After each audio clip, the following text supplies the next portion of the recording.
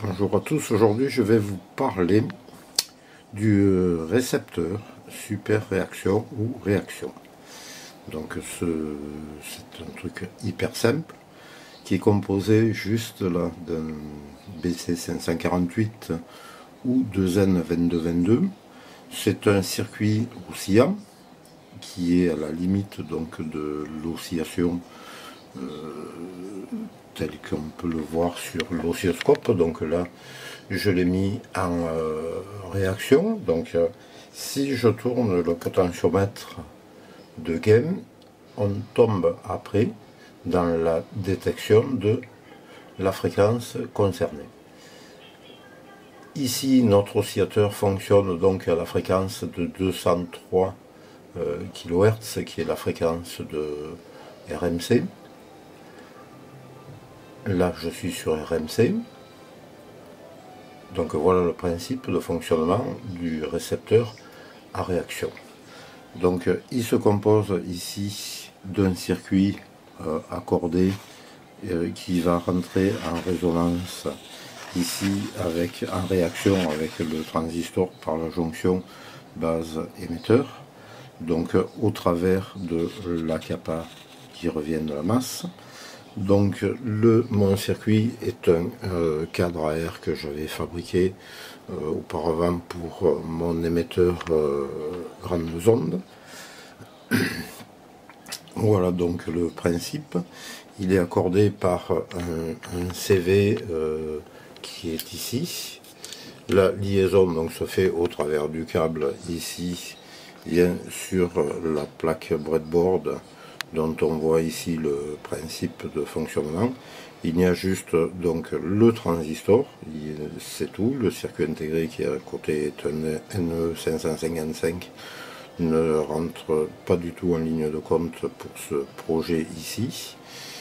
Donc voici le schéma de principe.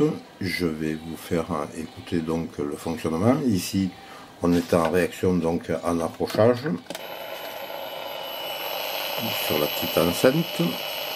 Je tourne mon potentiomètre.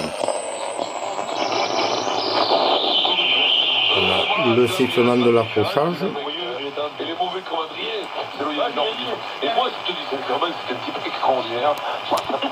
Si je tourne ici le CV, là je tombe sur la fréquence de mon émetteur. Je mets en réaction et on est à 171 kHz. Donc on voit bien que c'est le cadre qui réagit en fréquence, donc qui rentre en oscillation demandée par la réaction du principe de fonctionnement.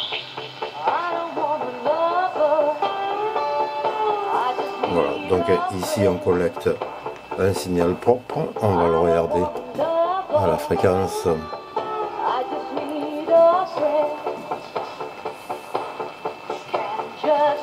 je vais tourner le CV de façon à avoir RMC. C'est pas mon propos, Denis. Mon propos, c'est justement de savoir. Tant que tu travailles effectivement un talentueux n'est rien, par contre, je te garantis que tu as des besogneux, et en travaillant énormément, devient numéro 1 mondial. Oui, mais je pense pas que ça te déchante, justement. Je pense que Ronaldo, il a une nature pure. Comme on dit pas moi, c'est pas le cas. Tu vois, je c'est toi qui l'as dit, Deschamps. C'est une belle comparaison. Donc ici, on a une self d'arrêt de 4 micros, 4 millihenry, une diode de détection polarisée, une résistance qui compose le filtre de sortie audio pour débarrasser de sa HF, pour utiliser que l'enveloppe. Donc on va regarder la sortie audio.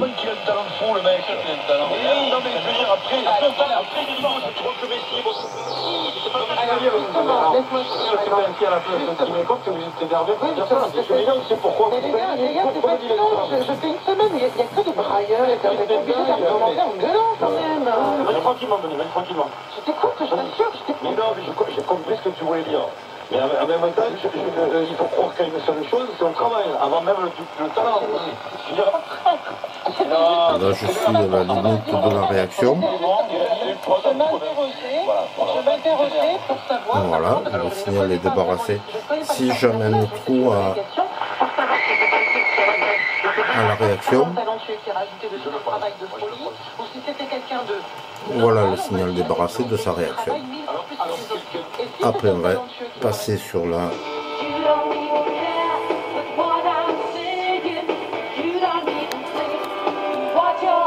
Voilà, donc sur une petite enceinte amplifiée, ce que ça donne. Donc, possibilité de mettre un petit préampli pour augmenter le niveau audio.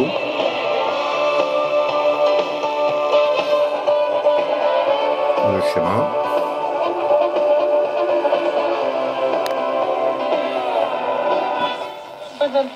Regarde José Touré, rappelle-toi de José Touré. Rappelle-toi de José. José, il avait un talent, c'était un rugby, mais c'est le travail. Mais tu peux retravailler pour ça. C'est notre débat, ça. Évidemment que ceux qui ont du talent et qui ne travaillent pas, ils arriveront ils feront le minimum garanti. Oui, mais tu sais, quand tu es un petit peu entraîné, Vincent a entraîné. Et le montage sur le breadboard. Je t'assure que les gens très talentueux. Le potentiomètre qui permet le réglage de la réaction et qui entraîne aussi le gain. Il était pour Cristiano Ronaldo et son but fantastique hier. Ici donc la résistance de filtre pour débarrasser les HF de l'audio, la diode de détection, le condensateur filtre audio, ici la résistance de polarisation, ici la résistance de collecteur qui va après sur le potentiomètre, avec, j'ai oublié sur le schéma, une capa de 10 nano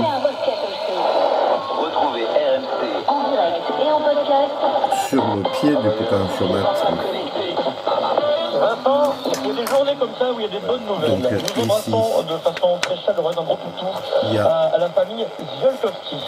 Flavien Ziolkowski est un producteur d'RMC Sport, journaliste qui travaille avec nous. Il a la même addiction que lui. Et il est devenu papa, voilà, sa femme est devenue maman ce matin. Donc la dynamo en plus que j'avais oublié.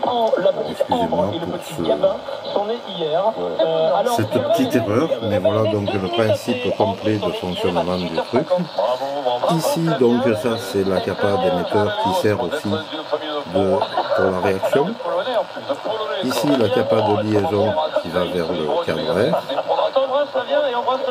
Et ici la résistance 1K5 d'émetteur. Donc on retrouve ici la capa 399 ici, résistance 1K5. Donc la réaction se fait dans le cadre R et on retrouve un circuit oscillant ici qui est toujours en limite d'oscillation pour le principe des postes à réaction. Je vais couper le HP, voilà, pour vous faire voir tout ça. Donc je pense que vous avez compris. Si il y a des questions, je suis toujours à votre disposition. Voilà, à une prochaine vidéo.